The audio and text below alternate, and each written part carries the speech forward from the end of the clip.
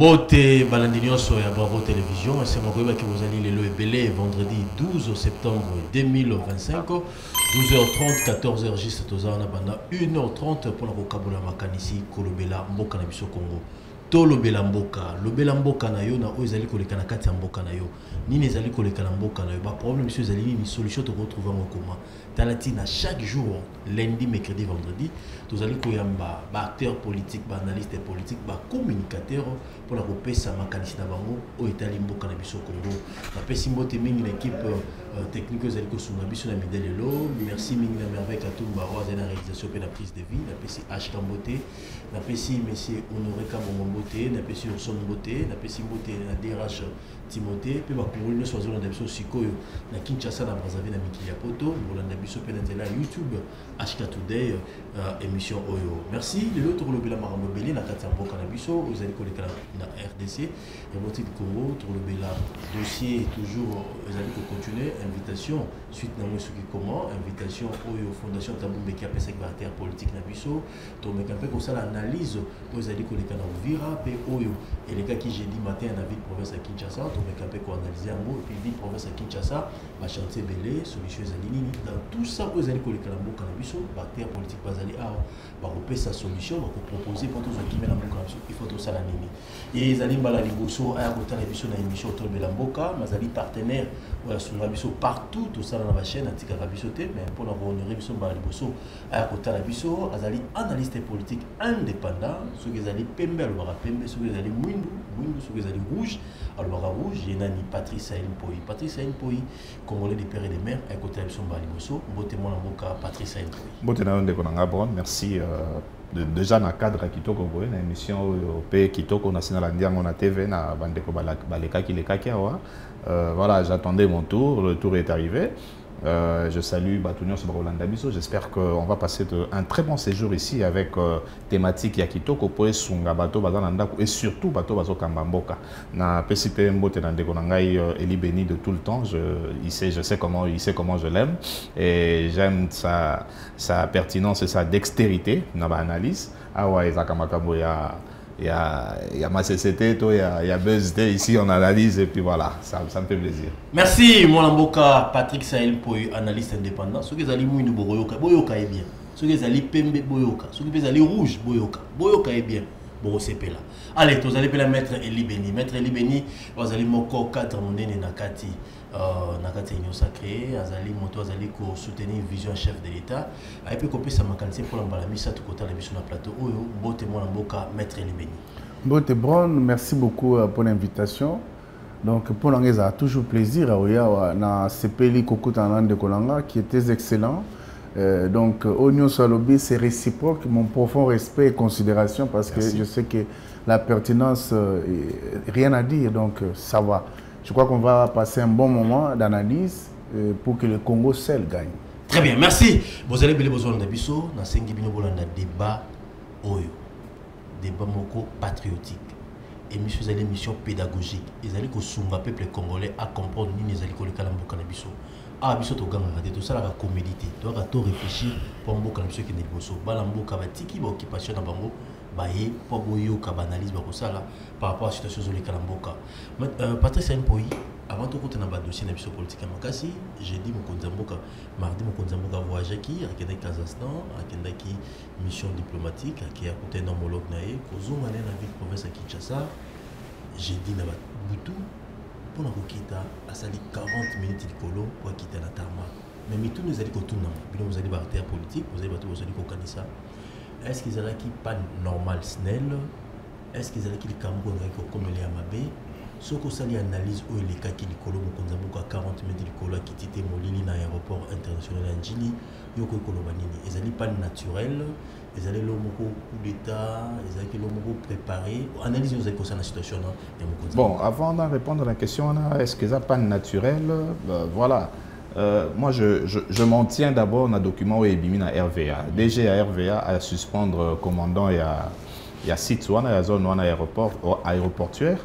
Parce que selon lui, à son baki inverseur, il y a qualité à Mabé, il y a Sengaki à son inverseur, il y a compagnie satellite ou ça, quelque chose comme ça. Il y a Sombi, il y a Unicompex. Alors, pour le DG, c'est-à-dire qu'incident en salami, parce que inverseur est ça, tant qu'on courant pays, c'est-à-dire qu'au Kende, côté la ligne moussou, soit la ligne moussou, inverser, commencer la groupe, tout panneau. Ok? Bon, déjà ça c'est un faux débat. Moi je pense que la personne qu'on devait vraiment sanctionner c'est le DG à RVA. C'est-à-dire que RVA, zone wana eza na maboko na ye, zone wana eza le côté technique bangonde basimbiango. Na bamboka nyonso, moni soki mutu ke vandi awa, président za na katité, mutu kana ko simbango. Mais soki président komi na kati ya mutu kana changer valeur. Attends les États-Unis mon avion soki za na se ba bengango jamais Air Force One. Mais soki président de la République à côté na kati, appellation avion changé comme Air Force One. C'est-à-dire que moteur Aza numéro 1 en Mboka. Ici, je ne parle pas de Tshisekedi comme l'ancien président ou de sociétaire de l'UDPS.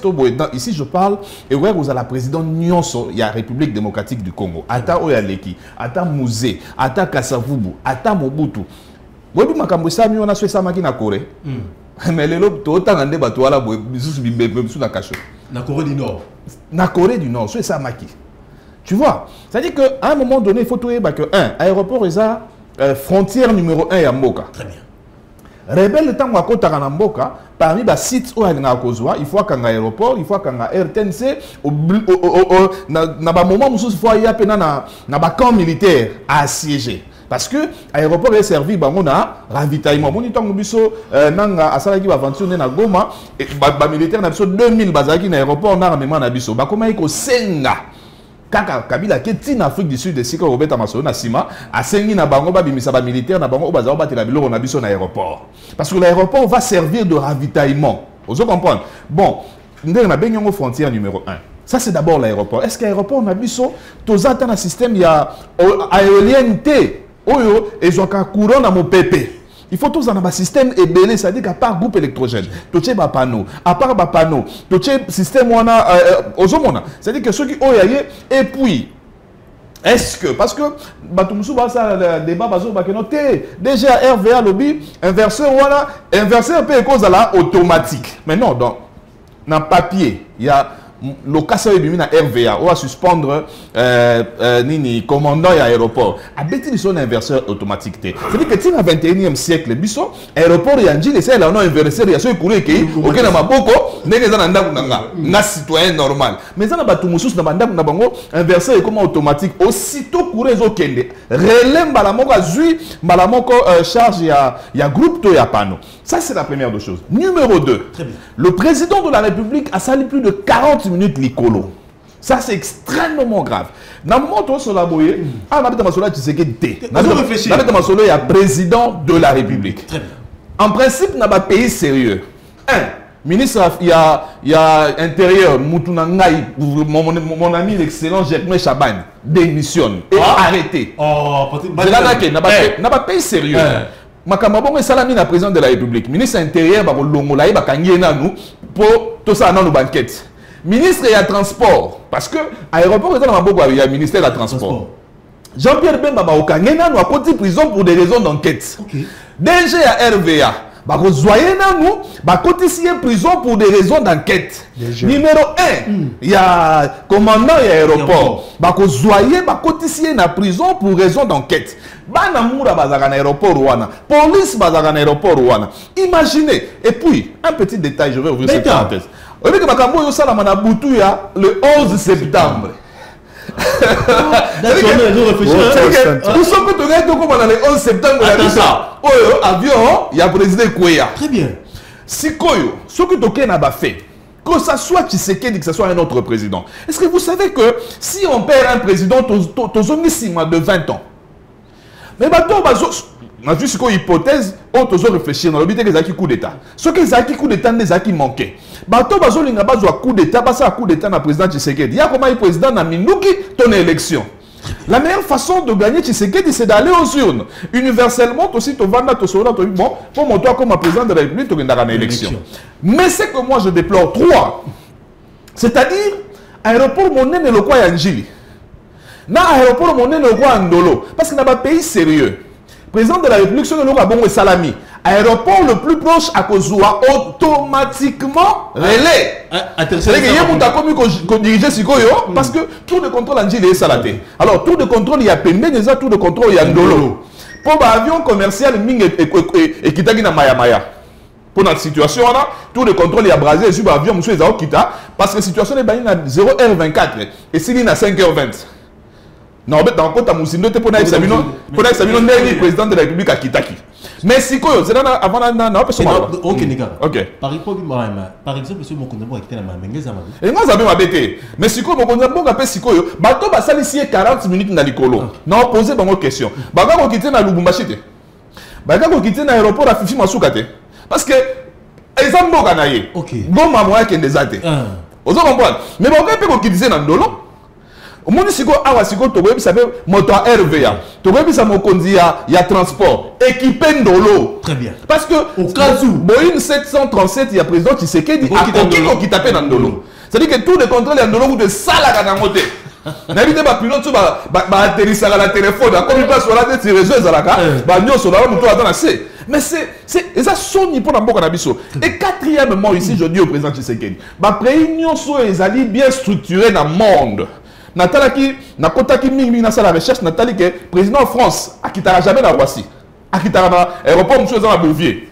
Vous comprenez? Président, il y a Belgique, le roi, il ne descend jamais dans la 20e place, monsieur Nabino Tokitara. Maintenant, l'aéroport moins spécifique, pour l'avion, on a un président de Montenegro, Bisso, et quoi Kitana. Très bien. Est-ce qu'ici, on ne peut pas réfléchir? Parce que quand on a un salami, il faut que ça soit maillé. Et ça, la prévention. Parce que tout ça, mais on peut prévenir.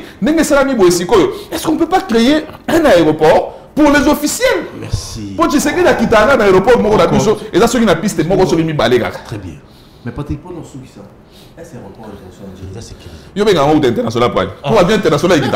Est-ce que ça va la norme? Est-ce que sécurisé? Ce n'est pas sécurisé, frère. Insécurité, réponse, c'est ça. C'est-à-dire que d'abord, la sécurité, c'est un moto. Est-ce que tant que tu es en aéroport, tu te sens en sécurité? Tant que bateau biso to okende na bateau tant to zongaga d'abord to okende les personnes va tchara son insécurité ba de na biso ka ba sa na aéroport wana oh ye bagage na yo moko ye so ka ngazo la yango a matisi so ko ngo so ba go passe mongo za mata et libanda wana j'ai suivi mon très cher frère Israël, je te salue, ça c'est mon frère. Après cet exemple moi to kutana nango. Est-ce que vous avez tant comme en aéroport, côté à Caribou, tout le monde a pas d'amour à Baba, il suffit qu'on passe 1000 francs. Allez, qui sur un bagage, non, à fouiller un beaucoup de très bien. Et bon, monsieur, nous avons dit le Kazakhstan au Tshisekedi d'ailleurs. Oh, bon, baiser le Obama. C'est-à-dire que d'amour à la Alexandra, bon, baiser la Boétie, et qui peut baiser d'amour à ça. Merci, moi, Lamboka, c'est le moment de mettre la sécurité, la vraie sécurité à l'aéroport de Djili et de bien sécuriser. Parce que tout le monde a une situation pour comme Tshisekedi, le président de la République. C'est-à-dire que bisous, nous sommes tous radios dans Djili, tous à la sécurité. Merci. Allez, même temps d'antenne, 5 minutes, maître Eli Beni, aucun des bons à partir de la lobby. Ou est comme qui on a tout bien en pan naturel, sinon qu'on katanaki ou dans le katanta pas chef de l'État. Analyse nos échos ça par rapport à cette situation là. Et puis question sur est-ce qu'on dit les arrêts en sécurité. Ouais, merci Boron. Je crois que ce qui relève, il y a domaine technique, mais difficile. Il y a Kolobaké, il n'y avait pas de technique ou quoi que ce soit. Mais au regard, il y a des sujets où tu as dans RVA, de conseiller la lobby, que inversaire au commandant qui est au Somba, ils ont répondu à la norme. Mais je crois que tout ça, ce sont des excuses et cause pour tout le moment. Qu'on comprend en compte. Parce que les chefs d'État, n'importe lesquels des Congolais. Vous comprenez? Parce que suffit de moindre erreur, on va reculer. Ça, il a parlé de 20 ans, moi je parlais même de 45 ans. Parce que tant il y a 3 décennies à guerre, il y a déstabilisation totale en Boka. Alors nous sommes en train de nous battre pour que Tobimisa Moto, Tobimazamba, de façon que Congo a quand même indépendant et s'affranchir na dictat ya Rwanda na système nous mafieux et tout autour. Et puis le temps est très mauvais pour le moment. Je crois que la seule chose que moi je puisse dire, parce qu'il a donné les détails sur les éléments, moi je pense que il est grand temps qu'on commence vraiment à punir les gens. Il est grand temps à punir. Comme on a DG à RVA, on a commandant à l'aéroport, cargaison sur la sécurité, tous ceux qui sont chargés à maintenance. Il y a des installations électriques et techniques. Et moi, j'irai au-delà. Même les DG à SNEL. Oh, il va se concerner. Lorsque le courant est alité dans place le quoi au Wana, on a failli perdre notre chef. Parce que les colons, ils ont blagué. À supposer que kérosène essaie de faire les colons dans la transport, conséquence, ce n'est pas tard. On n'a pas le temps. Comme ça, les yeux doux, dans le bateau, ils sont irresponsables. Il faut vraiment sanctionner sévèrement, donner aux nions qui na sphère et responsabilité dans le dossier. Et de deux, il faudra maintenant faire en sorte que ceci nous serve de leçons pour prendre des options d'ordre sécuritaire, pour prendre des options comme jusqu'à ce que l'aéroport uniquement pour la prise en charge du chef de l'État n'a pas officiel. C'est très très important. Merci. Vous comprenez? Technique. Non, mais je pense que l'essentiel ayant été dit par Sahel, j'ai juste complété parce que je me dis, au moins, il y a Sinel, non, Sinel. Mais à la base, il y a le courant. Courant exacté. C'est ce qui est à la base. Alors, qui gère la situation en courant? Vous comprenez? Parce que si déjà, il faut aller... Il y avait une théorie de complot sur la personne du chef de l'État. Ça dit implication aux Alamoulaï. Mais justement, parce que d'abord, qui est chargé dans le courant Kuna? Courant est Katanaki sur base de quoi? Parce que ceux qui couraient Zalaki, on n'allait pas recourir dans le groupe électrogène. Tu comprends? Parce que c'est l'élément moteur, l'élément de base. Totalement, déjà SNEL, aujourd'hui, responsable, directeur, chargé dans le secteur, aujourd'hui, déjà RVA, aujourd'hui, commandant aéroport, aujourd'hui, donc, vous comprenez la gravité de la situation. C'est-à-dire que tant que ça me intention. Mais si le temps où nous avons salami na président de la République, c'est Sabino. Pour nini Eli Beni alobi. Est-ce que vous dites que awa kolongwa inga ti Lubumbashi na kolongwa inga ti aéroport wa pesa musika. Ce qui courant na biso kenda ti Zambie. Et puis qu'on est kenda te. On doit comprendre. Et puis courant kozwango na inga yati na nini, il faut une ligne spéciale à l'aéroport. Il faut de la spéciale. Ligne spéciale voilà parce que là on a câble il y a moyenne tension ou haute tension, je dois me rappeler. Très bien. On doit comprendre. Câble là dans soit comme fil est comme défectueux. Avec katana et ça et puis ça a déjà signalisation na kuna. Bon, et quand ça les a signalé déjà pendant une semaine sima et au katana. C'est-à-dire que ceux qui pas les a qui a bon président nani babinga nani mannequin na bino bocha na SNEL wana bo. Yesikoyo, il faut azala na prison parce que câble après expliquer une ligne. Na SNEL to la mannequin. C'est-à-dire que na mona ki mingi pour na ba défiler pour na makamba SNEL te. Ko eza Congo. Ah OK na beta masola Congo. Ça veut dire que il faut une ligne spéciale pour l'aéroport de Njili. Et deux, tu dois punir déjà SNEL, tu dois punir déjà RVA, tu dois punir commandant dans le but pour Nandegolanga Chabani. Lui, il est le chef territorial. Territorial, c'est-à-dire aéroport, il frontière numéro 1. Mais aussi, chef il y a sécurité à président de la République, na chef il y a protocole à président de la République. Et non, il ne faut pas ça, il y a Kokangama. Parce que président Sourazo qui est quelque part, protocole est une semaine avant. Pour la équipe d'avance, la sécurité, pour et puis le président peut se faire Zoya. Et qui connaît le quelques jours avant. C'est-à-dire qu'il faut pas comment l'aéroport, les bien, ce n'est les bien. C'est-à-dire que si, pour moi, bon, comme le président de la République, que ce soit les gens autour de lui, chez les Amoulaï, n'a posé aucune question, n'a posé la bandeko. Makambo est ça qui n'a Corée. Bino Batubozaki en charge à Makamboana, mais est-ce que Bota d'abord il est là? Est-ce que beaucoup de la prison a vité? Très bien. Il est plus que temps au président Tshisekedi de taper la main sur la table. Pour Awa, je ne suis pas très d'accord avec le président Tshisekedi à Salaka. Mais aujourd'hui, est-ce que vous imaginez les dégâts que Je ne voudrais jamais ça. Na olinga jamais le babongo salama. Mais toujours réfléchir à haute voix. Ok. Que président Tshisekedi ndenga asala 40 minutes du kolokuna missile moko yesa nini et quoi avion. To que raison de Syrie na ka échéant de konanga pesi exemple là avion sa nini et s'écraser. Est-ce que vous savez que bande kona biso nyonso yo bazaka na moto awa. Boyebi guerre civile ça na Angola en 1994 entre le Tutsi et les Hutus. C'est-à-dire que bato bazolinga eloko babongo salama na Congo na Rwanda. Ils veulent opposer le peuple. On risque d'avoir une guerre civile dans Mboga Oyo où personne ne pourra gérer. Alors, entre la liberté, je finis comme ça en disant, entre la liberté et la sécurité, c'est la sécurité qui prime. Bateau nous sommes libre, bateau clamer liberté et innocence n'a pas mot.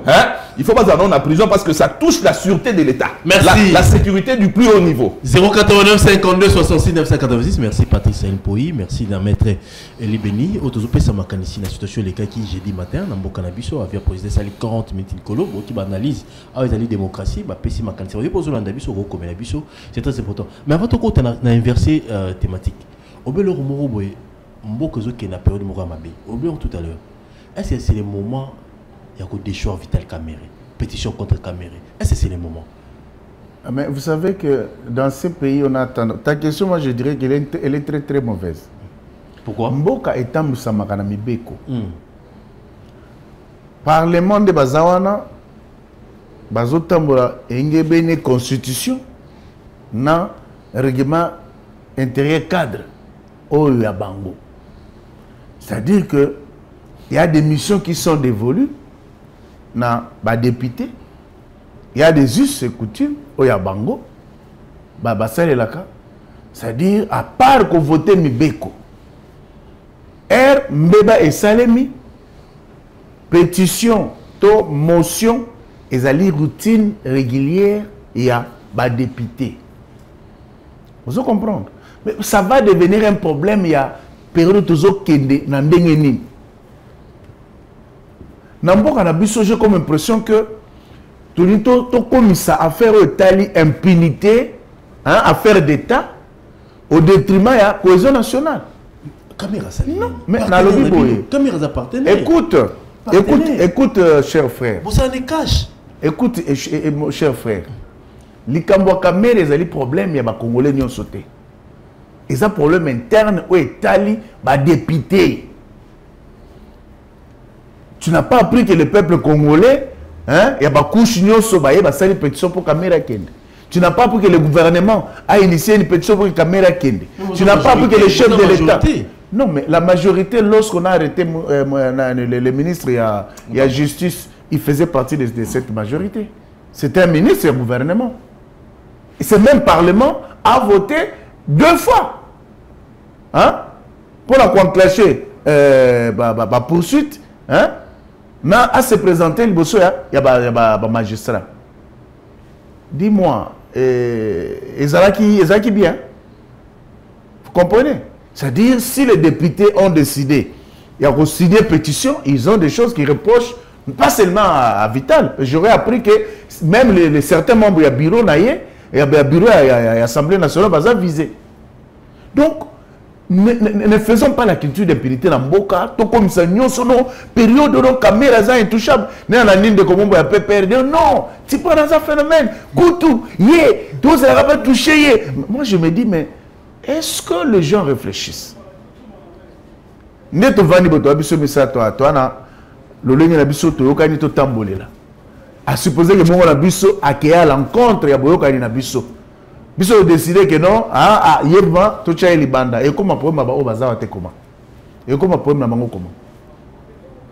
Vous comprenez? J'aimerais que nous fassions des débats qui soient intelligibles et intelligents pour éviter que les communs des mortels au balandara biso au défaut bazara comprendre ma mususu ezalité parce que azana majorité azana union sacrée ba olinga longole pour la nini ba tuna ba question ebele non ba tuna ba question mais le lenge rosunga ba comprendre eli que non problème est caméra ezali problème interne et assemblée nationale et ça va député bazana ba reproche au bazo salaye rien à voir avec les chefs d'État rien à voir avec le gouvernement parce que bazo reprocher moi makamwa ebele hein nde tolandaki député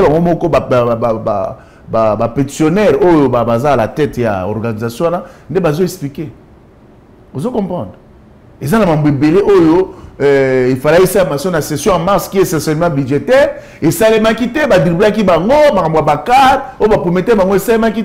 tout ça, ça n'a rien à voir avec le chef de l'État, ça n'a rien à voir avec les autres institutions de la République. Donc c'est pour vous dire que tout ce qu'on dramatisé, moto ce qui est allé que soit justice est décidé de poursuivre. Toute organisation interne à Bango et constater qu'il a violé ou il a marché à l'encontre. Et enclenché le mécanisme, tout respecté. Lorsqu'on a poursuivi Moutamba, c'était normal. C'était normal. Pourquoi la caméra comme affaire d'État non pas cette caméra période. Merci. Il y a impunité. Allez, Patrick, c'est un peu. Population de la Bissou, comprendre que Vital Caméra a la majorité, a les partenaires chef de l'État, ça la cache, l'ensemble. Les communes sont communiées pour signer une pétition, est-ce que c'est le crise institutionnelle aux alatés, parlement, la prise des alatés, puis vous avez analysé les cas, vous sur la population pour comprendre ce qui est le pétition et simbi caméra longue, ni ne quoi mais avant d'aller à la question, on a la création à cash. Tant que tu sais que tu as base, caméra tu sais que tu as Kenya. Pour cash aux autres na Kenya. Oui, oui. Ok. Caméra tu sais que tu as que tu la cash, parce que ça en na Kenya. AFC, aux autres bomba badukuna et banda pe na Kenya. Banda le bloc on appelle ça nuance. Na ebisio, de tant que tu sais que tu as base, longola boy tant mozito abimi et nani la muka nani faulu abimi numéro 1 va essayer retirer signature caméra zué to que na Kenya buna to que cela. Va comme na Kenya boy, ba ça li cash. AFC Olozomona Nanga, consort et banda wabi na Kenya.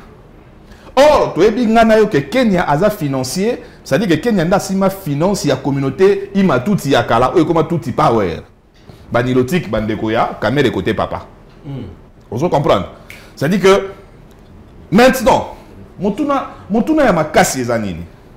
Pourquoi Moutamba est arrêté? Avant les poursuites de Moutamba, c'était parce qu'on avait l'impression qu'il y a intention, il y a détournement. Mais le même cas Kamere aujourd'hui, Moutamba, le cas Moutamba est sous-bassement, il y a des cas qui sont parce que Kamere n'a pas de Luka, n'a autant que Moussou Sofo, après Kamere. Alors, qu'est-ce qui pèse? Quels sont les soupçons qui pèsent autour de la personne de Kamere? Qui serait allé en Afrique du Sud, il a Taboumbe qui n'a Kabila pour un corps pour Bassali. On a conditionnel. Il serait, on a un conditionnel. On a les soupçons, on a dit que Yango. Deux, il serait parmi les financiers. Il y a un logo et ça, parce que Taboumbe qui a un logo à l'arte. Il y a un coup de salaire de Macabo et ça, la condition paye à logement, ça y est posé un problème. Alors, quand il y a des soupçons de ce genre-là, pendant que le président de la République a lobby, Moto a Kokende Kuna za très en Mboka. Qu'est-ce qu'on doit faire? On doit entendre Kamere. Or, pour entendre Kamere, qu'est-ce qu'il faut? Il faut le déchoir de sa place. Nene Baïbisaki Moutamba, qui est aux anas pour ça, mais avant tout l'année, il faut démissionner. Avant tout l'année, il faut aussi un droit de poursuite dans l'Assemblée nationale. C'est le même exercice. Nene Yakamere est comme spécial. Il y a un loi de la chef de l'État. Kasi ekoye banasiko yo tango bako poser ba question na liboso na juge na nzuzi ceux qui egosenga ke ba kende place wana. La loyauté c'est quoi? Hein? Est-ce que vous avez dit que Bounagan est quoi la nuit du 22 au 23 juin 2022? 23 juin 2022, Bounagana et Kwei. Ouganda, nda fungoli porte Bounagana et Kwei. Na président de la République, Atachi Wewe Bakangi Lelo, na chef d'état-major, moto akoma Bounagana te à part Kamere. T'as tout dans le Congo. C'est-à-dire que Kamere maintenant, na ebisio Bounagana tango Kwei quelques temps après. Président Tshisekedi a parlé, soit que vous m'arrêtez ne pas vous chef d'état-major a encore combattu. Mais Kamere a joué avion. Akita dimanche na Goma. Akita samedi. Dimanche je crois Akenda Timbunagana groupe naie et Rolanda lundi. Alors nous avons des questions à poser à Kamere. Ceux qui viennent au Congo, tu es à Congolais, toi na Congo. Bon, on aussi qu'on a minutes où il y a des soupçons qui pèsent sur sa tête. Depuis on a président de l'Assemblée nationale, va payer les salama ceux qui moins de 7. Ça c'est quel pays? Oh, puis on dossier là, on monte.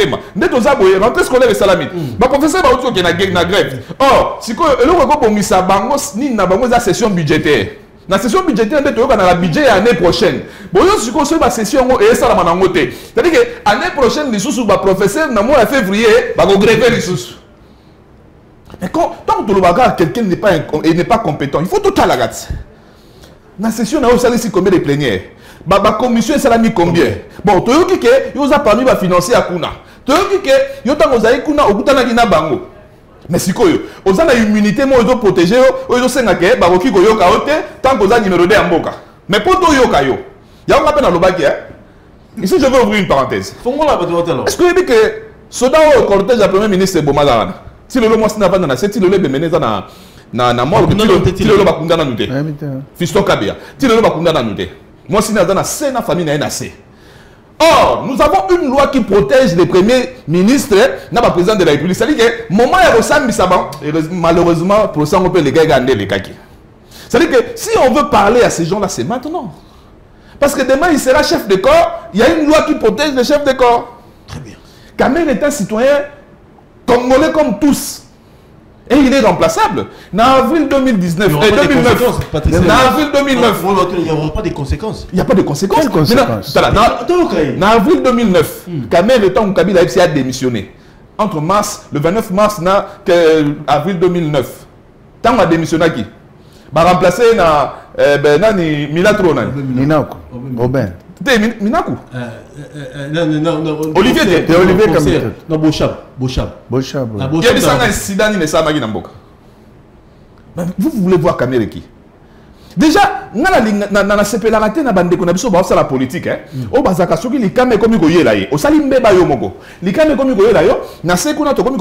nous les ressortissants du Kivu. Non, ça c'est le Congo. Ça c'est le Congo. Mais pour nous les bassons du Congo. Ça c'est le Congo. Yo si go soki mabe mo ekomi koya yo mo beti ni baku koto yo balobite ke bakanga Kamel avant azaki ministre ya économie. Oui, VPM ya économie non sikoyo alongo économie comme l'Assemblée nationale soka l'Assemblée nationale et kaza loyal na Tshisekedi teko akocha place mususu. Mais il faut qu'on voit clair, ça c'est le Congo. Très bien. Pays ont traversé zone à turbulence. Alors zone à turbulence. Pilote bazar malongate air ya moto tchaka ba. Mais et où tu as la tête? Patrice, où tu as la tête? 89, 50. On va passer quelque chose avant la 6e saison. Non, il a tout dit. Hein. Je n'ai pas ajouté. La chose la plus. Il a tout dit. Non. Et ça, la moura,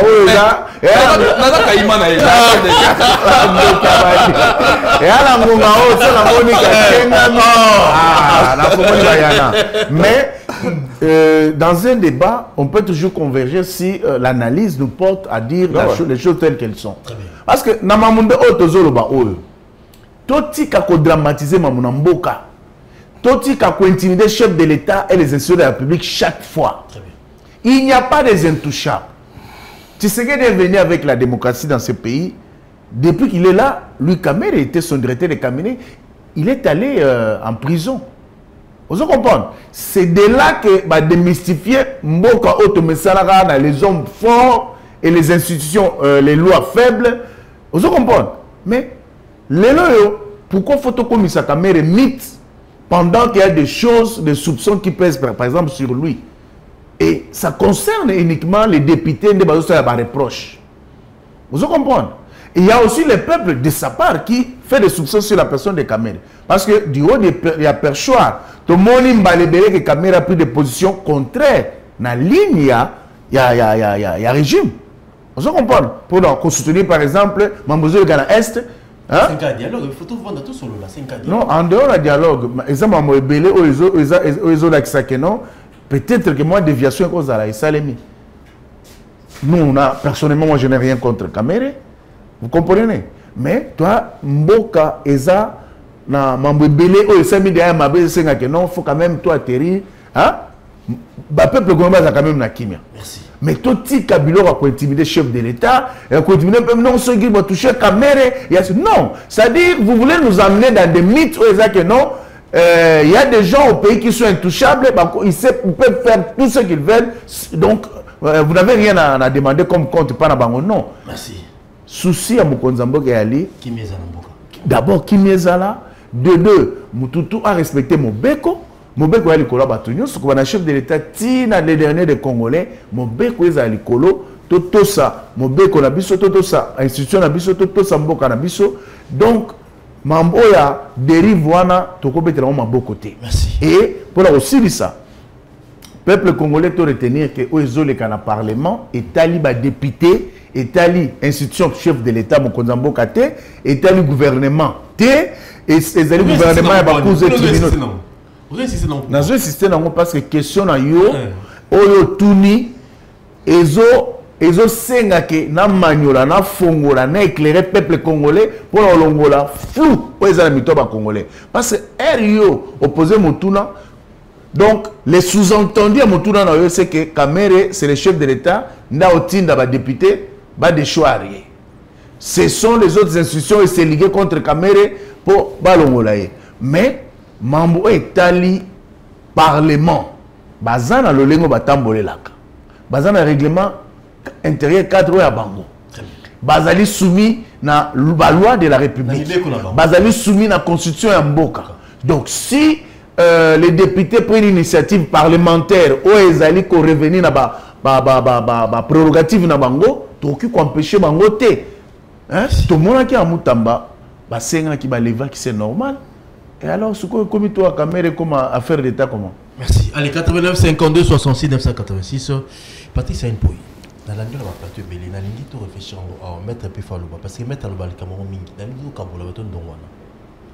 31 ans à créer un beau cannabis. Tous au coup, à Est. Est-ce que solution faut y avoir Kalibanda? L'autonomie accord RDC Rwanda.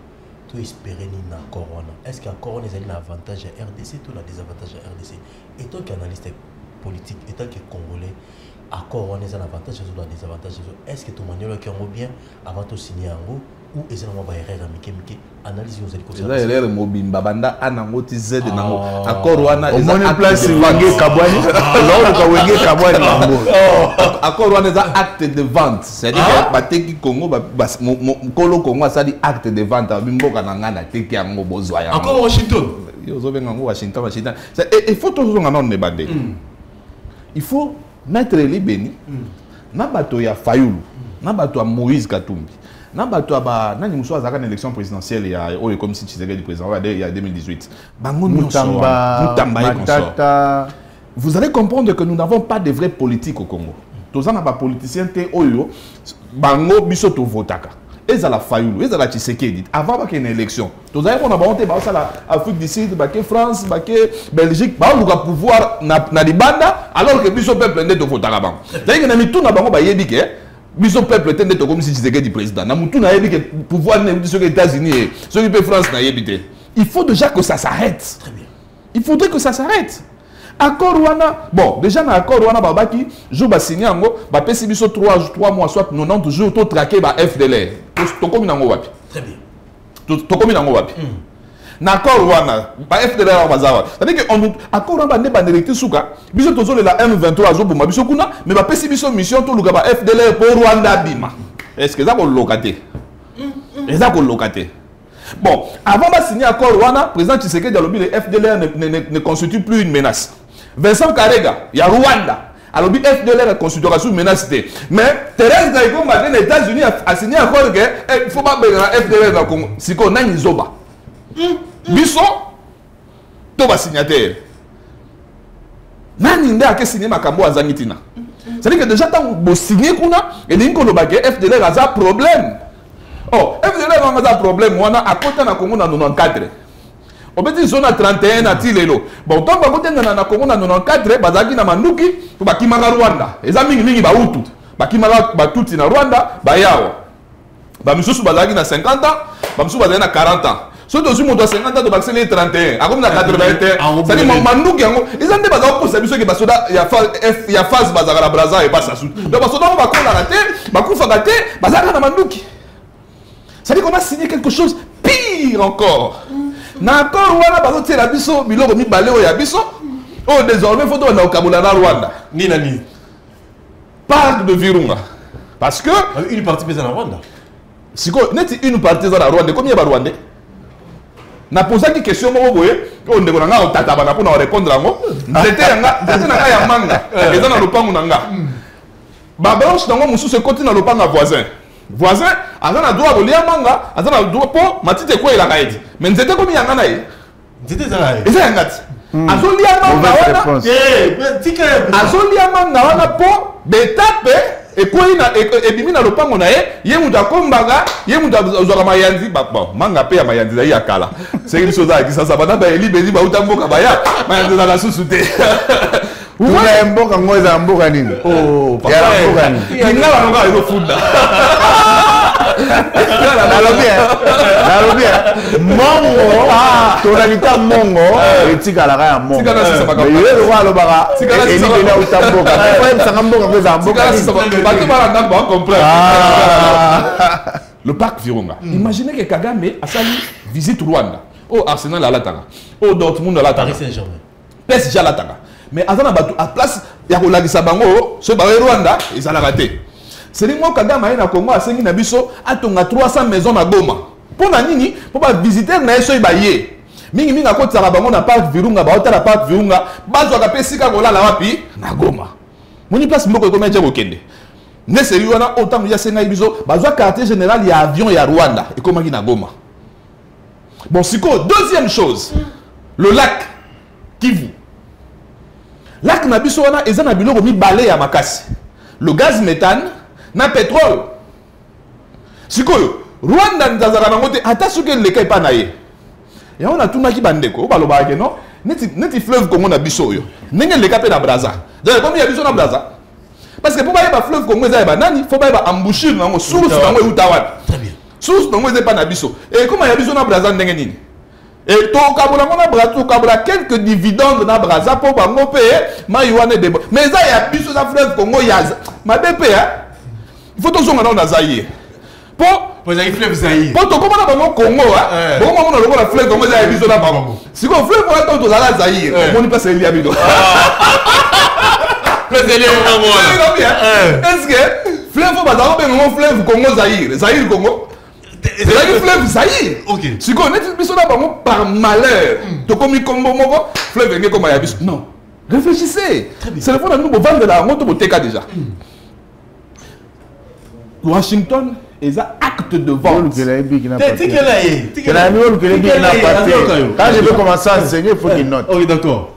C'est ok, chité. Vous voyez, Tozonga Sikoyo n'a sérieux sur la Makamamboka. Depuis que Tshisekedi est arrivé au pouvoir, il y a ceux qui aiment ceux qui entouragent Naye. Dans le président Tshisekedi est en commun à pouvoir Norbi. Ma ma casse na mon sali. Ozu bato ba juraka ke bango apal Kabila mutu mususu te. Ozu bango comme si bango ba pire bato nayo. Hervé ya PC na mo dana. Kinké je crois. Hein? Kinké Mulumba. Ozo comprendre? Azana ni Kinké Mulumba. Kabila tolembi yote. Kabila tolembi yote. Moto bo tu ko tanga wa boy. Akoma ko to livre bi pourquoi j'ai choisi Kabila. Oui, ba konga oya zo ya mbangu boazo nga susu na union sacrée. Alega na TV lobi jour ye na benga ke kakol. Po kakol aloba jour wela otika musique ye patiki. C'est que oui lobi jour Kabila ko kende ngapi na tiki. Ako ici 32 millions bo beti tout na makala les lozo ya pati seke. Non, le mal que Tshisekedi avait fait c'est de prendre ce vautour là. Batoyo muze akangaka. Vidéo ezalite. Muza kangi bango tche bango na makala FC bango na kangi bino te po boza ba mobutiste na kangi bino po boza miyibi oya koya signer ka chèque azongisi mbongo à l'état na bimisi ba vision ezati mais ba tunyoso muza kangaka wana bango bazana Tshisekedi lelo. Très bien. Ça c'est quel pays? Accord les alliés pour nous les alliés Mabé. Mais vous parlez de quel accord? Merci. Maître Libeni. Abi de banane et bandeltina souka accord les Mabé. Vous allez inventer l'accord les alliés avantagé pour la Alors, inventé. La La roue a déjà été inventée, ça n'a pas été inventé. Voilà, on a bon que la Sahel Big n'a papier à noter parce que je vais enseigner. Ndekolanga, tout banana ba prémisse. Congo a besoin menacé, déstabilisé depuis 31 ans sur le plan et administration, sur le plan et armée, donc sécuritaire. Tolanda qui, président français, a un point de presse conjoint à Salakina, homologue Félix Antoine Tshisekedi Tshilombo, a lobby que ce n'est pas le problème de la France, encore moins de l'Union européenne, ce qui, administration a mené depuis 1994, na armée na bino ezali déstabilisé. Bozo ko s'organiser te bozo se décoller te. C'est-à-dire il n'a pas parlé en vain en choisissant pour date 1994. Parce que c'est en 1994 que les impérialistes, les multinationales mondialistes, n'ont pas mafié n'ont sur le monde oyo ba décidé que ba déstabiliser mboka na biso, ba créer un génocide na Rwanda en 1994, créant les Français bâtir en place l'opération turquoise où permettre que ba fongola couloir humanitaire où les hommes armés rwandais sur le territoire congolais au prétexte que bazali ba réfugiés. Parce qu'il faut bien fixer l'opinion et les choses. Nabongo Rwanda a tikala ki maître du jeu na mboka na biso. To moni Kabila yé obiso tondo kasaki azara président aza congolais. En réalité, c'était celui où batiaki en place pour concrétiser balkanisation mboka na biso. A signé accord en 2009 avec le CNDP, a signé accord et en 2013 avec le M23, mis à part le fait que l'accord de l'Émirat a été signé par Mouzé et la Zoya na Batumsus. Mais objectif est pour que Est Mboka na biso ezala sous contrôle en Rwanda. Nomination et l'administration ezala gérée par les rwandophones, c'est-à-dire sur le plan il y a armée, sur le plan il y a police. Donc, dans l'institution de la République, que les Rwandais soient disséminés à travers l'institution, même dans les cours des tribunaux. Ce contrôle, il y a en termes de renseignements, 9 pays frontaliers, et ça n'a pas beaucoup. Maintenant, face à ces situations, Tozo Bunda, Kabila arrivé en 2016, peuple aligné sous soutien. Abundi Bunditi, à comme en 2018, élection et Salemi Tshisekedi arrive au pouvoir. Parmi les premières mesures sanitaires, c'est installer l'état de siège. Et tu sais qu'il dit, ayant compris la donne, tu sais que carte y a pose à la bien pour toucher STT, tu sais que la sous administration rwandophone. Tu sais qu'il dit non. Acheter d'abord état de siège. État de siège, je vais plus si m'en belé, calculer belé rwandais, n'a pas multinationales sont basées dans Sima. On a commencé à nous battre. Arrivé en 2021, le vice-premier ministre de l'Intérieur, Gilbert Kankonda, sur ordre de Mokonza Mboka, opère des permutations au sein de l'armée dans la zone Est, a permis aux officiers Moussous, généraux, et puis Moussous a changé carrément à Longoli Bango.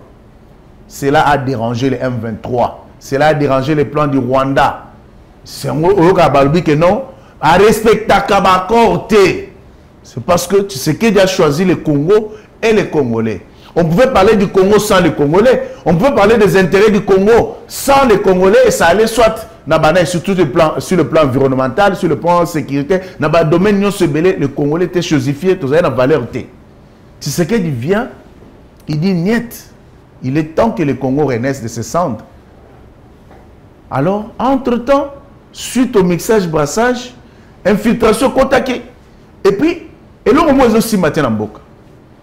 M23 en 2022 à Zongi, à Yena Kishasa, pour nous revendiquer, tu sais qu'il doit respecter les accords. Pourquoi il doit permettre là-bas? Il fallait que donc toucher tes Kabila à 18 ans, et donc il fallait qu'il y ait la bombe. Tu sais qu'il a dit niet. Les 66 millions que Kabila a payé à Kagame chaque mois, comme butin de guerre, tu sais qu'il a mis fin. Nous sommes en face d'une situation où la guerre reprend à l'est de la République. Est-ce que c'est une rébellion? Est-ce que c'est une agression? Les rapports des experts nationaux, régionaux et internationaux indiquent clairement que c'est le Rwanda qui agresse la RDC. D'où nous sommes en face d'une situation, en face d'un conflit sous-régional. Parce que le conflit est sous-régional. Est-ce que le médiateur doit être quelqu'un de la sous-région ou ça peut être quelqu'un de neutre? Il peut provenir des Amériques, de l'Europe ou de la sous-région. Mais Tomandaki na Addis Abeba, vous connaissez les sorts. Toye na Nairobi, vous connaissez les sorts. Toye na Luanda. Kagame nous a joué de tout jusqu'à ce que les États-Unis ont offert leurs bons offices, médiation à Bango pour la situation. Alors, dans la commission en place, il y a accord. Avantage ou désavantage? Avantage. Il y a un ce que tu as dit. Patrick Sahel, l'anda malamu. Patrick Sahel. L'anda malamu. Pour eux, on a soit au Kosovo, Congomanité. Avantage, Zalini. Premier avantage, c'est que dans l'accord, on affirme comme premier élément la souveraineté de notre pays. Avantage à Liboso. Avantage à Liboso parce que lorsqu'on parle, lorsque le Rwanda quitte les limites, il y a des frontières établies par la conférence de Berlin, au Ethiopie, entre Bangona Bisso, Aïe à côté par la Bisso, ça dit il y a une invention. Vous comprenez? Aïe quoi adresser Bisso dans le territoire, dans Bisso, dans l'espace géographique, il y a Bisso. Alors, deuxième élément, Balobi, Rwanda doit retirer ses troupes, son système de défense sur le territoire congolais. Donc, ce qui est là, j'en arrive. Comme pensez sur Benanazo expliquer non. Bon, on va soutenir sur le pot.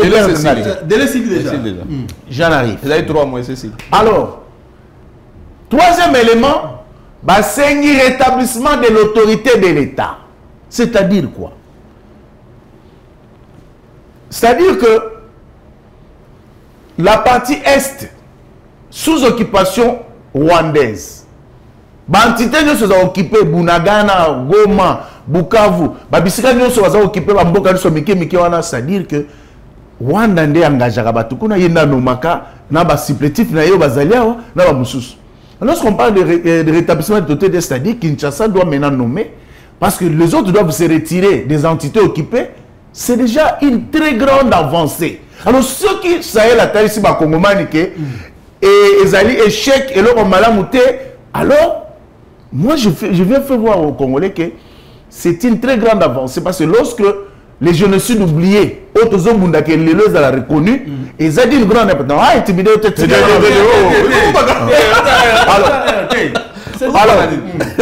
alors, il faut rétablir l'autorité de l'État pour que le Congo reprenne sa part. Un deuxième, troisième élément, et quatrième élément de taille. Nous sommes en face d'une situation telle que il y a certaines choses dont la gestion, nous partageons la gestion, disons, les frontières communes. Très bien. Hein? Les frontières communes. Parce que nous sommes en train de régler la question où il y a un conflit entre la RDC et le Rwanda. Est-ce qu'il faut laisser la question en suspens ou on doit régler toutes ces questions-là? Exemple, il y a parc. Il y a un parc qui est débordé qui est parti dans le Rwanda. Au monde ba lebele Rwanda koti mambongo ebele na cadre ya tourisme batu ba olongwa kuna po ba ota banyama na biso ba gorille tout ça ba futi mbongo ba yeki ba leki na ngambo Rwanda batala mbongo wana ezokota na Rwanda. Vous comprenez? Tant que vous en avez balé moko boye to lac et débordé les kiti kuna. Maintenant, comment gérer ce genre de problème? C'est là où les droits interviennent. Ce sont des questions que le cours de droit civil de biens règle. Voilà. Et ce sont des casiers qu'on donne aux enfants des deuxième graduats. Nous étions cause à la panne.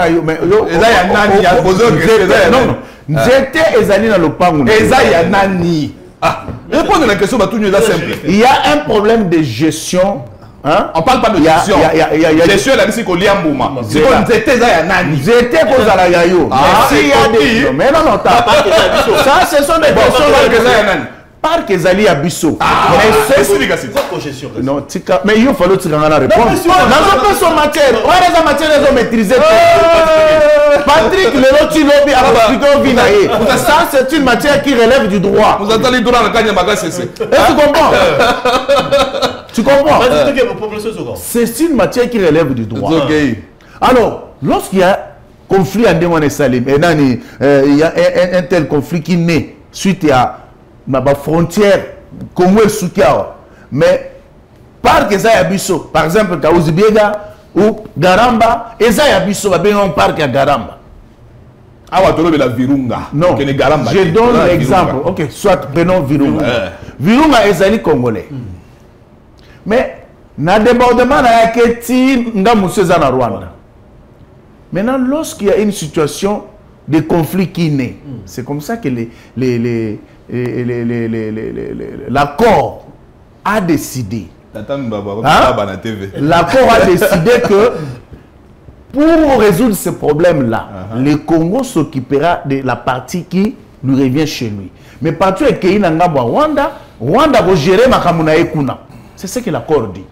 Et je crois que, mais oui, mais parce que c'est une question, c'est une solution de droit. Oui, c'est à Malonga. Nous avons tous un nzete na ye. Nous avons raconté na bas.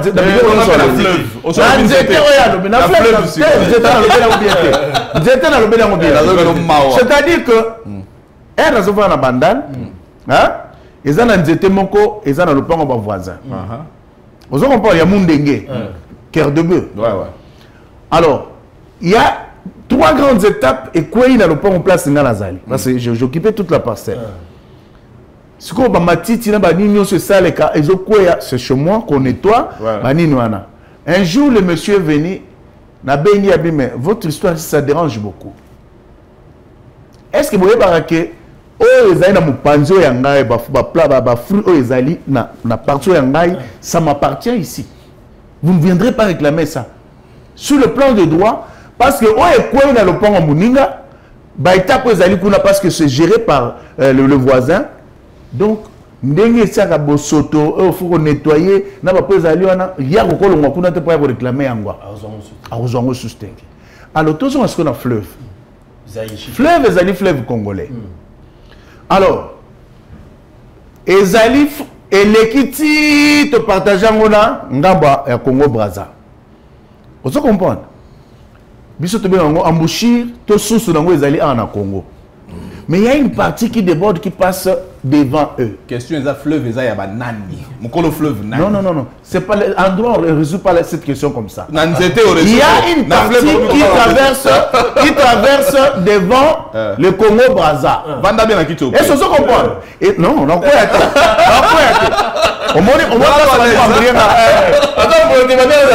donc c'est pour te dire que Ezana maï est débordé comme ici dans Ngambouya, territoire, ça arrive. Non. Non,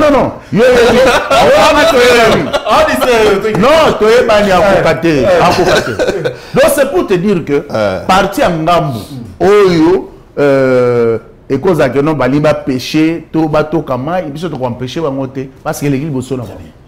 Sur le plan de droit, c'est comme ça que ces questions-là se règlent. Pardon? Voilà, mais c'est justement ce que je voulais dire. Il était prévu dans l'accord la mise en place d'une commission mixte Oyo et pour traiter la question liée à l'exécution à l'accord. C'est-à-dire qu'il y aura la partie congolaise, la partie rwandaise et puis la partie du médiateur. Lorsqu'ils sont allés maintenant, parce qu'ils avaient déjà commencé le travail, Bakei pour la question d'interam FDLR les FDLR après investigation ils sont arrivés à comprendre que au départ parce qu'il faut revenir au départ qu'on reconnaître que Rwanda azaki na narratif naie biso pe daoya biso Rwanda le dit que non au départ à cause de tout que zoya pona batuti faible et tout ça et pas bi FDLR on va déstabiliser. Mais ça fait plus de 3 décennies que c'est lui qui tue chez nous et pas naïe attentat à Moko Salématé. Parce que même les médiateurs n'est pas bête à éviter bien que ça bon. Mais quand ils sont venus sur terrain, ils ont compris que après investigation, on comprend que le FDLR c'est un mouvement, une menace résiduelle. Donc Baza dénombré dans 1500 et puis Baza après Baza on va pas avant. Et ce qu'on comprend. Ça, c'est le rapport, il y a commission qui est en place. Et pour te dire que l'élo aussi, il y a un Congolais, ou n'importe qui, ou à côté, non, accord on est Mabé, to économique, ça dit je m'inscris en faux. Très bien. Vous comprenez? Parce que l'élo et le Congo, nous avons la chance, on a la chance, il y a profiter que encore on est signé qui est à l'exécuter. Or, ils veulent nous amener dans un dialogue à l'interne. Hein? Pour distraire Bisso. APC4, non?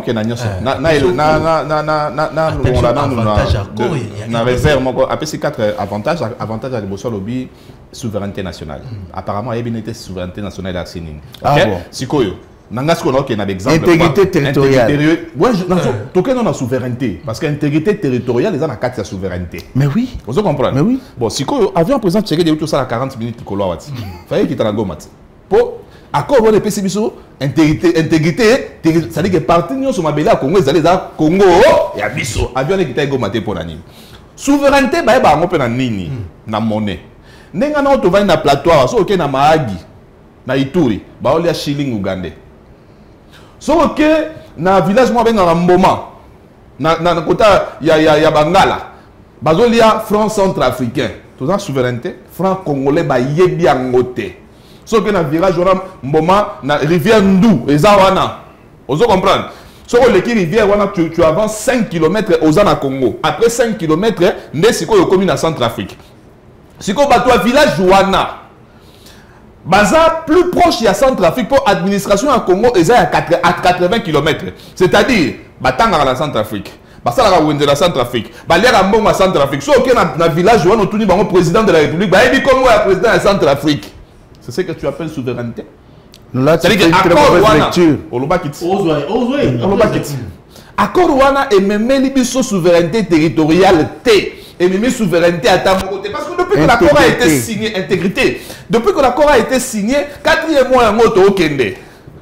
Même si nous avons ça, nous avons traqué par FDLR. Tu sais, Banda. Mais c'est déjà fait. On se comprend. Tu sais, Banda. Parce que M23, Néni, tu as traqué FDLR dans la zone où ils ont occupé les rebelles. Parce que pour traquer FDLR, il faut que tu traquer en place de l'Élie Bazali. Or, je vais que Bazana Goma, Bazana Bukavu, c'est bon qu'il y ait. Presque la rebelle Bazali. C'est bon qu'il y ait. Regarde, à un moment, nous sommes dans la bataille. Numéro 2. Parce que c'est 4 points, nous avons tata banana, vous comprenez. Numéro 2. Alors, accord ou un deuxième avantage et permettre naba militaire ou un neba bimana sol congolais. C'est ce qu'il a dit. Alors bien bon. C'est ce qui est écrit. La contrainte, on le met des avantages. Mais oui. Et ça l'a mis déjà. Ah mais là c'est que tu es en dehors de la compréhension. Cette chose-là c'est quoi?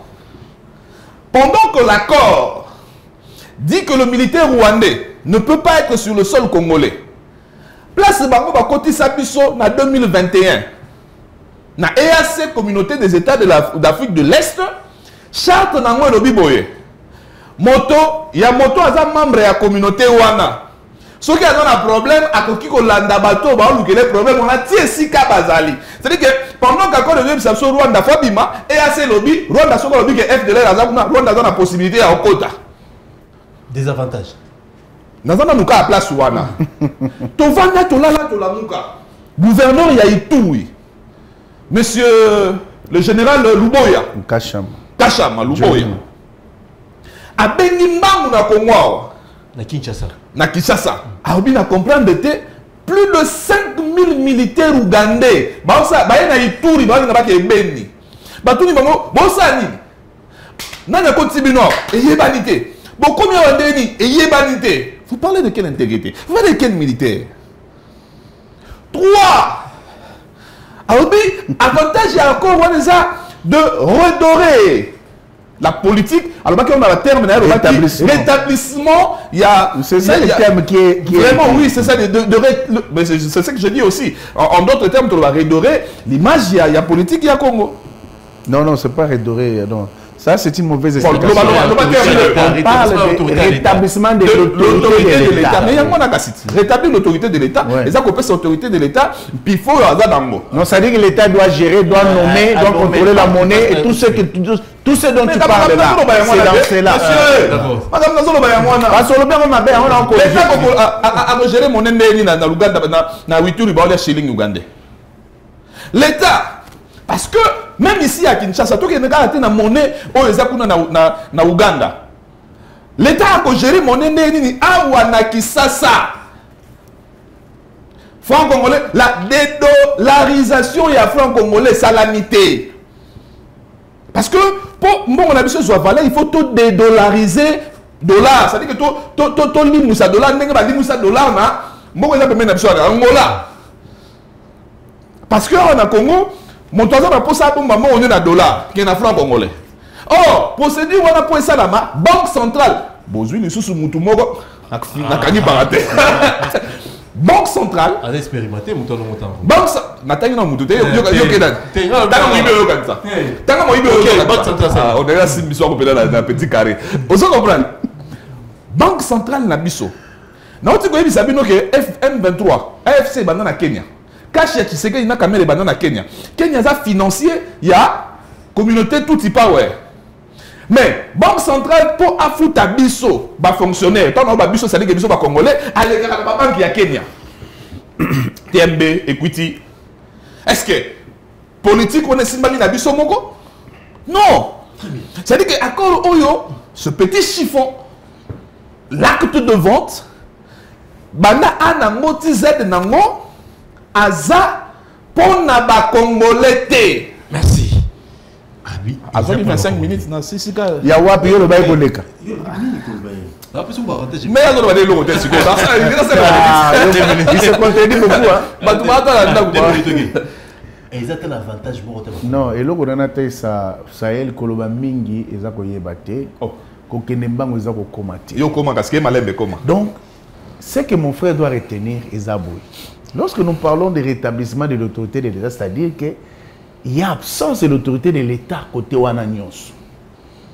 Donc, ce qui l'État est nommé gouverneur, ce l'État est nommé administrateur du territoire, ce l'État est nommé officier, oyo il y a renseignement, tout ce mbongo oyo dans la frontière, bazolia mbongo ya pays voisins, tout ça. Lorsqu'on parle de rétablissement de l'autorité de l'État, c'est pour voir toutes ces questions-là, pour que l'autorité revienne à l'État. Hein? Afin de contrôler au pays fin, continuons à aller occuper. Ça c'est très important. Yeba pour le banc balasimate. Yeba pour balasima. Lorsque nous parlons de l'établissement de l'autorité de l'État, c'est cela. Tu peux pas parler, non? C'est-à-dire, tu nous amènes dans des questions hors accord. Oui, mais parce que l'accord nous parle. Ça, ce ne sont pas des questions, c'est les implications à la souveraineté. C'est les implications. Un instant.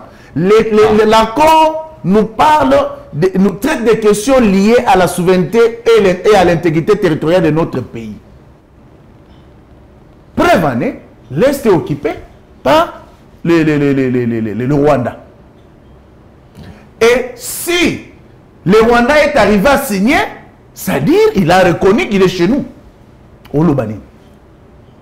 Lorsque voilà lorsque Baebiseke a se retiré n'a pas supplétif là alors un système de défense a tché par la biso et a signé, ça veut dire qu'il a reconnu. Lorsque il a dit qu'il faut pas rétablir autorité de l'État, lorsqu'il y a exploitation illicite de nos minéraux qui se trouvent dans le gaz méthane oyo lobby, na pétrole na lac Kivu, na richesse la bicho na disséminée dans différents endroits est au bateau exploité illicitement. Ça dit toutes ces questions là ont été prises en compte. Lorsqu'il se retire, ça rentre maintenant sous gestion, sous contrôle et à l'État congolais. Alors tu parles de quoi mon cher ami? Donc c'est pour te dire que la chose la plus importante, il y a des questions qui rentrent dans les domaines de l'implication économique. Un pays qui ne produit pas ne peut pas espérer avoir une monnaie forte. Il faut que nous puissions nous retourner à nous-mêmes d'abord. Si vous êtes des Congolais, vous comprenez? Il y a maintenant un problème. Il y a un problème. Il y a un imbroglio sérieux. Parce que pensez que vous attaquez au régime en place et au président Tshisekedi. C'est comme ça que les autres peuples d'Afrique et du monde se moquent des Congolais. Très bien. Vous comprenez? J'ai toujours eu à le dire plusieurs fois que si le Congolais était sérieux, Tshisekedi serait une personne parce que Kabila a tout fait pour mettre l'Est de la RDC na maboko ya Rwanda ba exploiter ba gérer des balingi. Mais tu sais que les lois bunda po prenez l'exemple aujourd'hui. Il y a 600 titres miniers que Tshisekedi vient de ramener dans le patrimoine de l'État. Il y a eu des actifs pétroliers miniers où ils ont cédé sous Mouzito à l'époque, na Dan Gettler, où ils ont mis dans Mboka. Ils ont mis dans le patrimoine de Tshisekedi en tant qu'individu, mais ils ont mis dans Mboka Congo. toutes ces choses-là, ils ont ça là que non. Au regard de la situation, et que la communauté internationale reconnaît l'implication du Rwanda, l'agression du Rwanda sur le sol congolais, de façon que comme sa situation jusqu'à la fin. Parce que Rwanda a un prétexte chaque fois pour nous empêcher. Voilà. Les 15 décembre, il fallait signer un accord. À qui il y a droit. Le président a dit c'est bon, comme celui l'agresseur, je serai toujours là, mais avec ce supplétif, non. Il y a même des Congolais qui disent, nous disons, non, Kabila c'est AFC, c'est M23. Non, Kabila il faut pas sonner, tu sais qu'il dit. Mais tout ça, Kabila na Doha, tout ça, Kabila à Washington. Parce que qui parle de M23, qui parle de AFC, parle de Kabila, pas celui qui est là-bas. Donc c'est pour vous dire qu'il est grand temps que les Congolais comprennent et soutiennent Félix Tshisekedi, parce que c'est le seul Congolais qui s'est levé. Bemba, je le salue là où il est, il a dit clairement que les Congolais doivent comprendre tes chances de Tshisekedi. Est-ce que tu comprends? Tu es Dauphina ou alors tu es c'est éligible. Ah! Oui, vite. Ok, tu peux faire mon tour. C'est un régime. Le président Félix Tshisekedi, nous allons dans cette politique, analyser l'état de la plateau. Nous nous avons reproché dans le régime, dans le gouvernement, où il fallait salamiter. Tant aux autres, 65 après l'indépendance, il y a Congo, les locaux congolais, tous amis. Il fallait tous à la et le Liboso n'a reproché, il y a un top Congo, il y a un ce qu'il regrette, c'est certaines personnes qui ont fait impunité. Numéro 2, à du pouvoir, il y a eu des pèses à pèser dans la chécoulère à poto.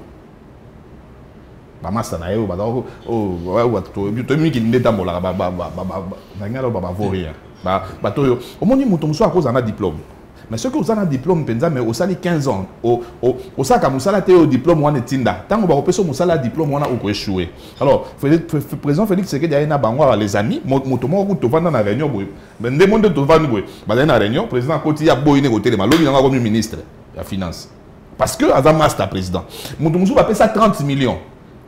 30 millions pour un projet à métro qui faut tout ça la métro na Kisasa 30 millions de bina nous pour indemniser ko pesa bato bazalaka place métro faut les cas hein mais ça li ke lupango nezali muto asko l'état fois ya apesa mbongo abito sombio lupango na yo de côté mususu pour ah métro faut les cas 30 millions li mois numéro 1 ya Beseko moi na madi mulumba Jean Madi c'est-à-dire que impunité si le président Tshisekedi akokai ko beta loboko na mesa bakama mutamba alinga ozaye moto na prison alinga ozala na moto ali biso mongo ba lampadaire na ba forage alinga ozala na eteni le monde ali mongo ya covid batu bakufi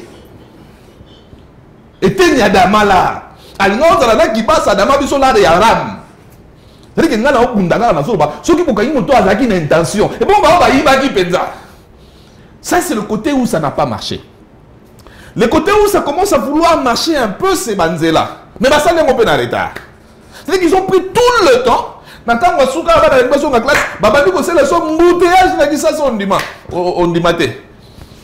Ça, c'est des choses que le président de la République, il faut. Dans moins de 2 ans, il y a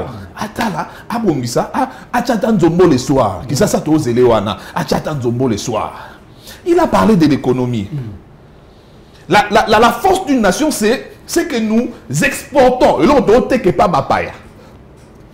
Tobo sana na bino ndenge so bolobi Kabila te za bien te auti lo Kabila sikoyo tobo sana na Kabila tobo sana Muse tobo sana Mobutu tobo sana Kasavubu tobo sana Lumumba na 7 ans na bino OK et là on ni ezanga surtout quand des appels bino ba kolo pondu bino soki pondu ezate na mesa bokolia te et là on ni ezanga ni bino consommateur mon na pondu il y a pas congolais non je rappelle c'est le plus grand consommateur j'aime ça mais na 7 ans na bino et là on dit les angaki bino bozo pondu na biso wana pour les aliments de base repas de base ya congolais surtout bino bon industrialiser moto comme côté ka pondu ata na Brazza to comme côté ka pondu na Angola c'est à dire que au nom de la République stampillé RDC to te ka pondu moyindo zanga badima solo individu basala kango ayi pena na Congo na France batutele ba pondu ba tia ba sachet ya keteka mais siko soki ezali ko salema na kombo ya RDC mbongo ekota wapi mbongo wana tango ya kuna boye to balancer mbongo na biso pe franc Congo esani ekozwa valeur est-ce que yebi ke na sasa wa tozolia kwanga na ngai uti lufu C'est que tu as mis biloko et outi Angola, biloko tozaka nango. Est-ce que tu as mis Mbuba dans le supermarché et outi Inde penza. Mais dans 7 ans, on a vu le Boka, il faut que les gens na TV, na pesa na bino maele, ozo salela, mais oza Congolais, non? Oza Congolais, oza ndou. Oza Congolais. Politique, Moka, surtout économie, et si mami na bloko mi balé. La prévision et la provision. Prévision, et ça, oyo, tozo banza kosala. Ne te le baraqueur, mieux vaut prévenir que guérir. Si on n'a pas de prévision, on n'aura pas de provision. Alors, Bango Bayaki, sans prévision, sans vision, ça n'a pas produit de provision. Et aujourd'hui, le peuple d'abord, c'est un taux. Ils ont télévisé d'abord. Un truc vu de naissance.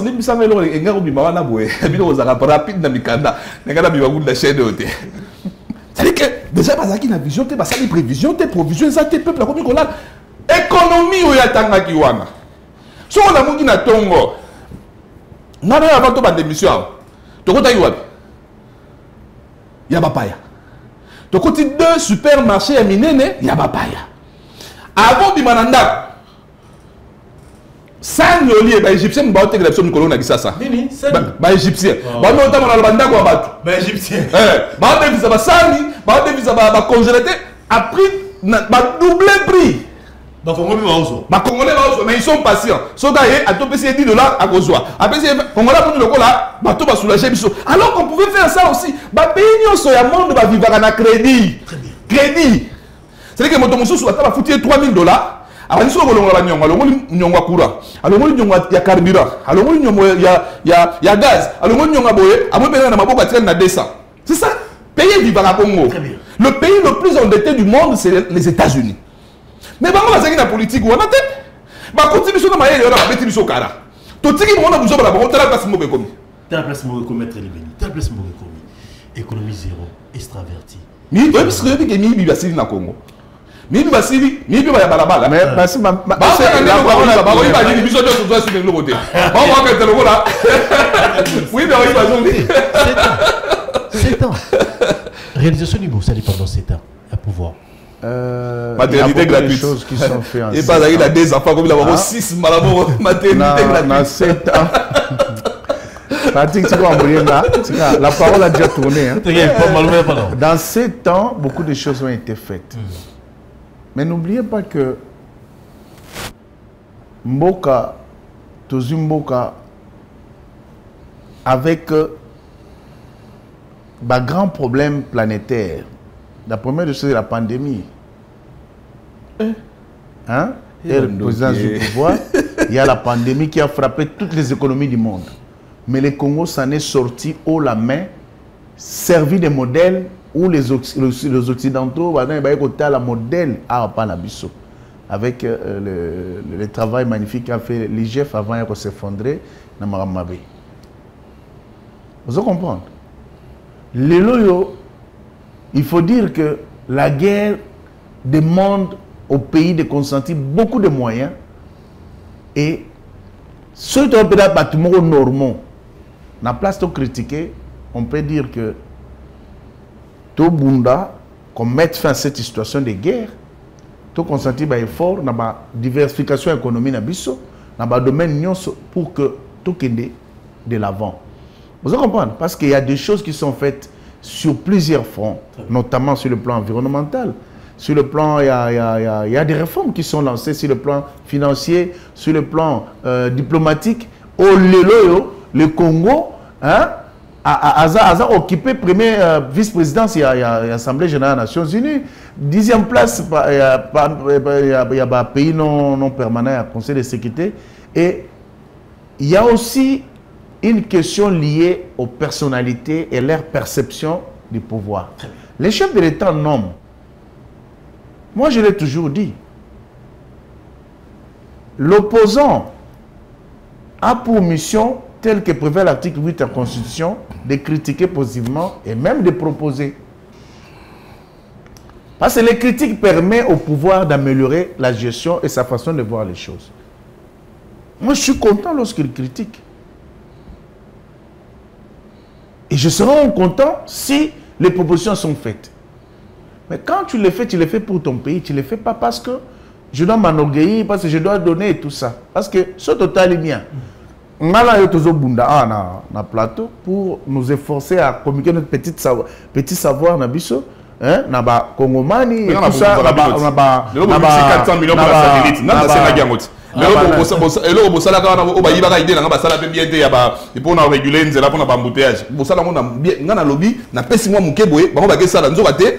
Na ebinde ni basa ngana pesa rabinoti nyoso me belé au pesa on a au lobabo so comment au salape dossier au consulté au signé Patrick Saïd et mon numéro papa c'est comme ça bazo là non l'idée que moi je te donnerai tu seras et la nation te sera reconnaissant attendez bana ba yebo tangate kasi muto ayeba ko makambo ya yebo ka kumaki na katanga ndeko ko si DG ya RVA oyo akomi DG ya RVA ayebo tanga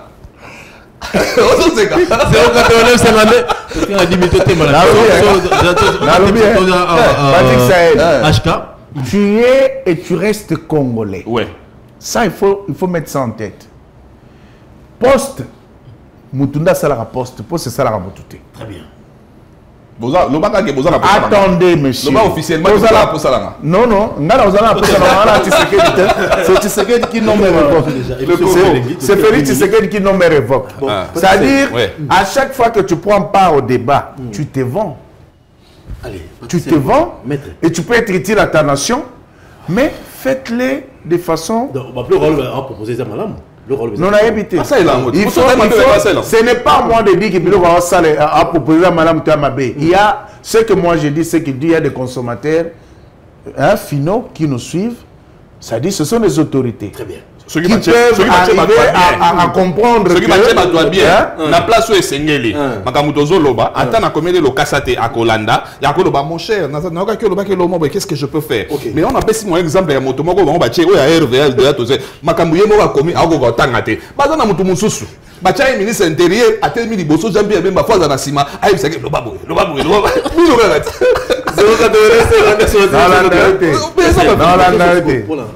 Bon, 65 ans après l'indépendance.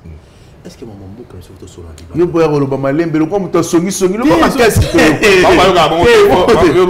Ba mesana bon te. Na classe pas dans l'accent le go ba pité. C'est il est le lauréat. Tu parles avec les lauréats. Attention.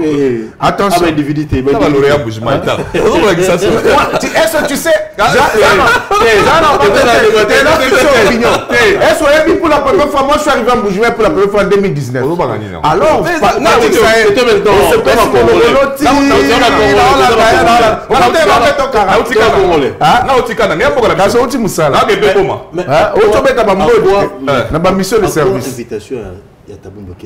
c'est la question liboso posée 65 ans après l'indépendance. Moi la question on a répondre à la boy. 65 ans après l'indépendance 65 ans après que Mundela Kenda. Mundela Kenda. C'est là m'expliquer yo. Biso tant to koli na kisa makamo on a lo baka to biso to koli na kisa. To dai na ba TV ba bo so yebi pesa comme na. Ayebité. Tu vas te voir tomber à électeur.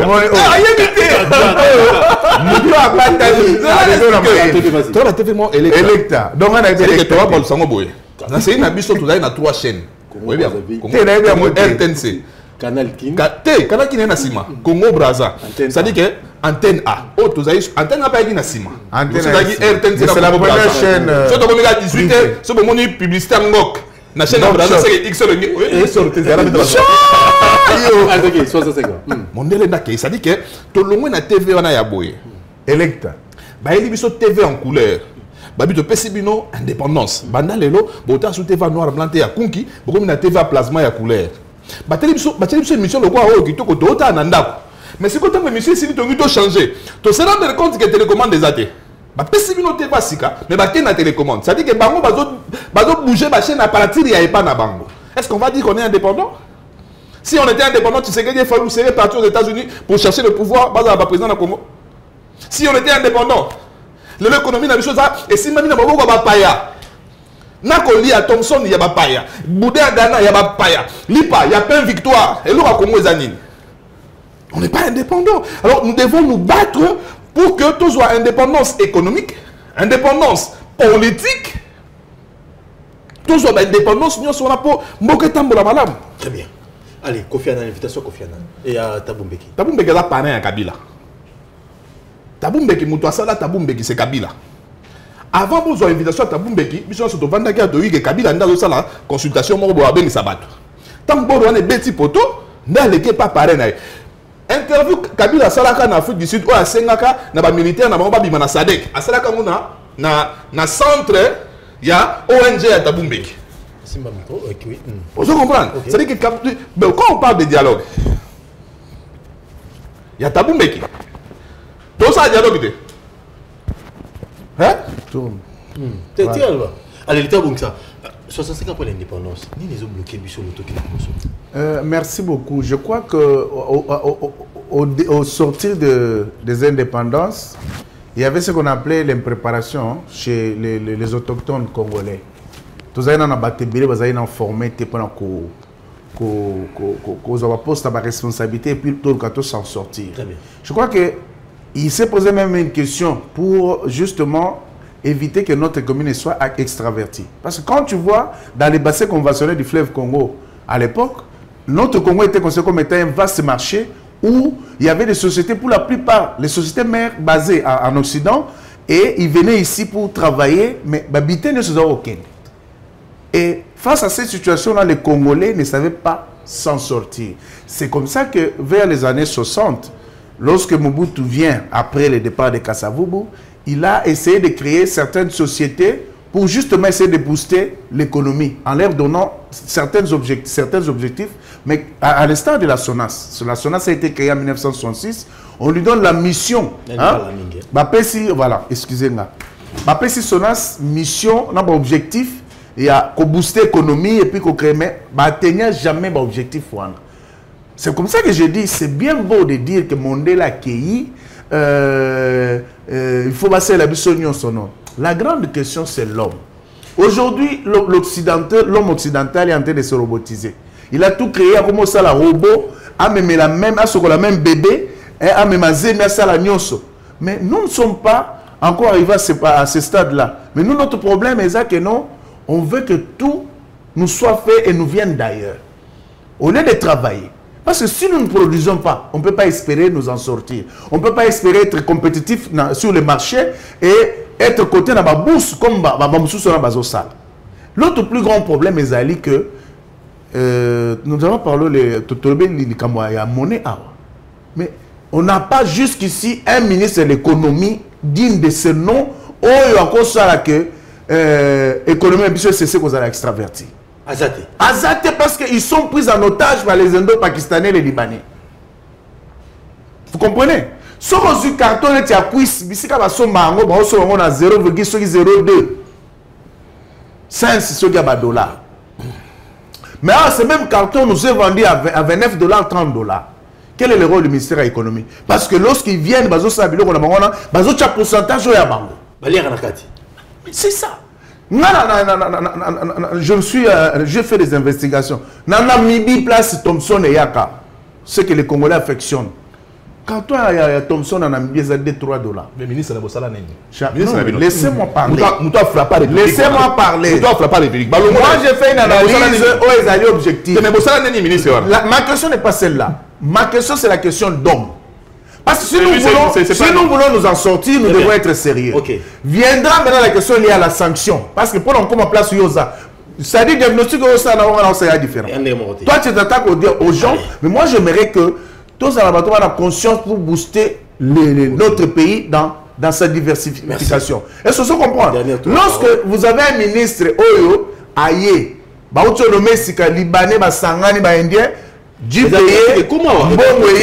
à part le chef de l'État, Félix Antoine Tshisekedi Tshilombo, qui a refusé les dons des Indo-Pakistanais libanais, il y a je l'ai dit en connaissance de cause. Merci. Merci. C'est comme ça qu'ils se mettent en difficulté.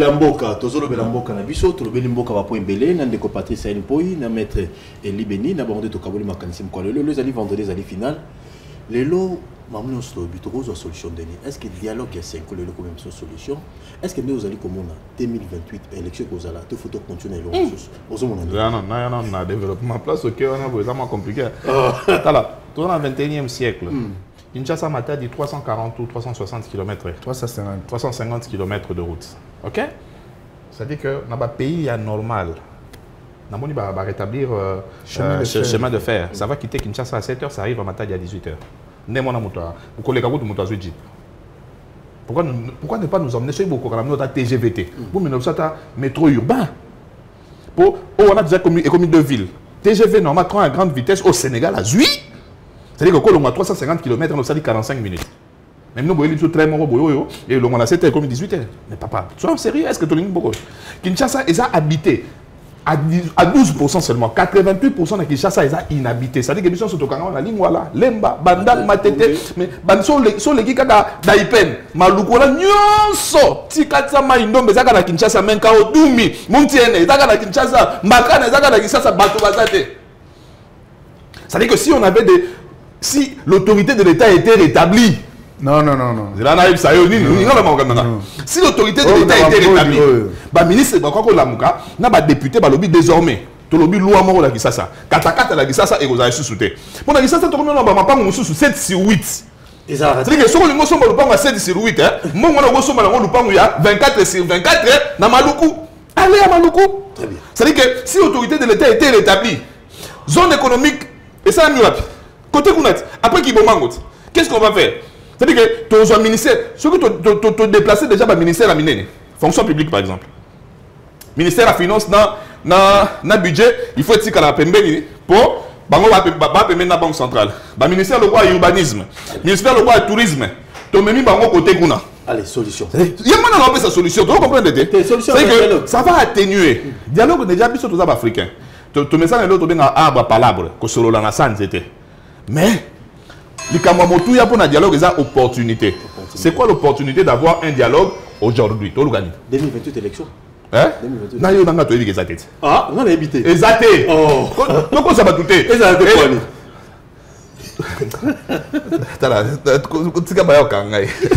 Allez, maître Libéli. Allez, solution à l'Inini. Situation zone carré. Photo vendre tout sur là, pas de social, 5 ans. Non, élection exactée. Tout sur là déjà. Mais mandat n'a pas aussi. Tout sur là déjà, n'a pas au bas du Sabiso na Doha, na Washington, avec les mêmes personnes bah le dialoguer. Très bien. On va pas aller ouvrir plusieurs fonds au même moment. Je vois pas l'opportunité. Hein? Il y a tout que nous sommes sous fond. Allez, merci la maître Libéli. Merci Patrice Elpoui. Merci na Merveille Gatumba. Merci na HK. Merci na Honoré Kabongo. Nenga plus opportunité ba Congolais noso. Bon, on a reçu na 22h et puis bon, on a HK today.